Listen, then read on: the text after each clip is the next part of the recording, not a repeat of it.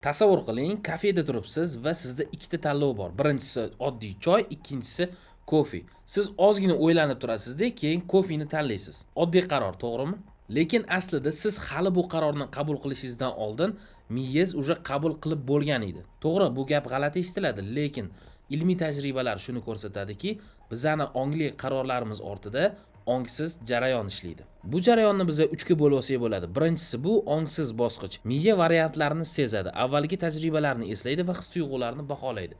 Bu degani oldin siz ichib ko'rgansiz, mazasini tushunasiz va qaysi biri yaxshiroq, qaysi biri yomonroq ekanligini taxminan bo'lsa ham bilasiz va mana shunga asoslangan holatda qaror qabul qilishingizga o'z ta'sirini o'tkazadi. Ikkinchisi bu ongli tahlil. Siz bu tanlov haqida o'ylay boshlaysiz, ya'ni qahva ichsam hushyor bo'laman, lekin yuragim tez uradi. Va yana shunga o'xshagan qanaqadir tahlillarni qilishni boshlaysiz. Uchinchisi bo'ladigan bo'lsa yakuniy qaror, ya'ni ongli fikr va ongsiz instinkt birlashadi va siz tanlovni his qilasiz. Men qahva ichaman. Internetdagi ma'lumotlarga qaraganda 1970-yilda ushbu inson shunaqa tajriba o'tkazadi. U odamlarni tugmachani bosishga chaqirgan va shu paytda ularning miyasi faoliyatini o'lchagan. Natija shunday chiqadi. Miyadagi tayyorgarlik signali, ya'ni qaror qabul qilishga tayyorgarlik, inson o'zi bosmoqchi ekanini his qilishdan 0.3 soniya oldin paydo bo'ladi. Demak, miyamiz qarorni biz sezmasdan oldin qabul qiladi. Biz esa faqat ha, men shuni tanladim deb o'ylaymiz. Deyarli aksariyat insonlar men mantiqan o'ylab ana undan keyin qaror qabul qilaman deb o'ylashadi. Lekin qabul qilayotgan qarorlarimizga e'tibor beradigan bo'lsangiz, tajribalar shuni ko'rsatadiki, 70-80% ni bu hissiyotlar ekanligini. Ya'ni siz qanaqadir hissiyot ta'sirida o'zingiz bilmagan holatda qaror qabul qilib nimadir sotib olishingiz mumkin yoki bo'lmasa kimgadir nimadirni berishingiz mumkin. Chunki sizga shunaqangi voqealarni, shunaqangi gaplarni aytishi mumkinki, siz hissiyotlar natijasida unga o'zingiz xohlamagan narsani ishlatish uchun berganingizni bilmay qolasiz. Misol uchun, siz reklama roligi ko'rasiz. Unda musiqa yoqimli, odamlar baxtli, sizda iliq tuyg'u paydo bo'ladi.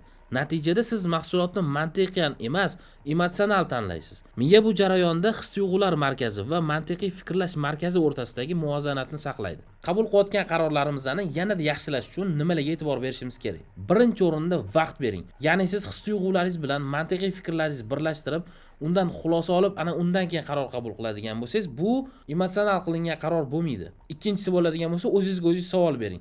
Siz emotsional qaror qabul qilyapsizmi yoki bo'lmasa qanaqadir faktlar bormi?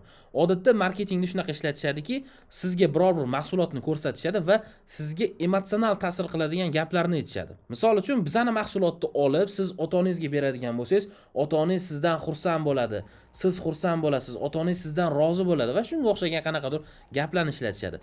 Bu esa faktlarni bir chekkaga surib, sizga ko'proq emotsional ta'sir o'tkazadi. Ya'ni, haqiqatdan ham men mana shu produktni olib, ota-onamga olib borib beradigan bo'lsam, ular mendan rozi bo'lar ekan va ular xursand bo'lar ekan degan emotsiya bilan o'sha produktni sotib olib borib berasiz. Faktli bo'ladigan bo'lsa, ikkinchi darajaga tushib qoladi. Uchinchisi bo'ladigan bo'lsa, variantlarni iloji bo'lsa yozib chiqing. Shunda hissiyotlar va faktlar sizga aniq ko'rinadi va ana undan keyin o'qib chiqib, nafaqat emotsional, balki faktlarga ham qarab, e'tibor berib, ana undan keyin qaror qabul qilishni boshlaysiz. To'rtinchisi bo'ladigan bo'lsa, uyqu va dam olishni e'tibordan chetda qoldirmang.